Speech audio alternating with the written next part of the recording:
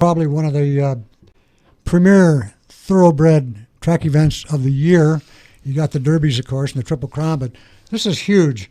And like I say, I'm not a big horse guy, but I know John is.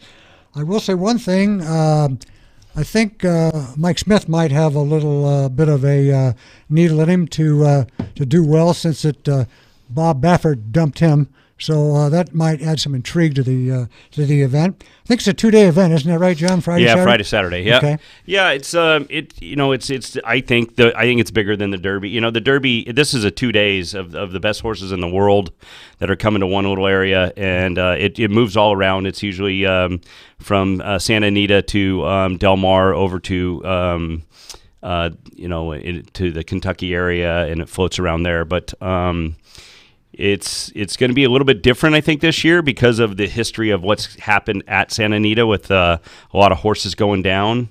And I'm curious to see. I've heard rumors that the fields are down this year than normal. They don't want to take a chance. Yeah, well, I mean, these are $1 million 36 deaths, I think. Yeah, two horses on Saturday. Yeah, but 36 for the year. It's not for the meet, right? Yeah. I think things have gotten better there.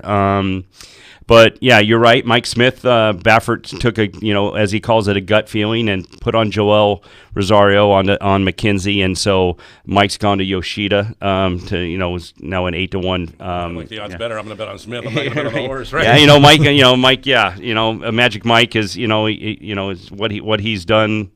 In the past of for him it's a huge beat. Yeah, he's 1 win away from tying Jerry Bailey's 200 grade 1. Yeah, and he's got 26 Breeders' Cup victories. Mm-hmm. So yeah, it's I'm curious to see how that's all going to go down and how I'm not gonna. I hope this doesn't go down, but if a horse does go down, do people start scratching horses? I don't know.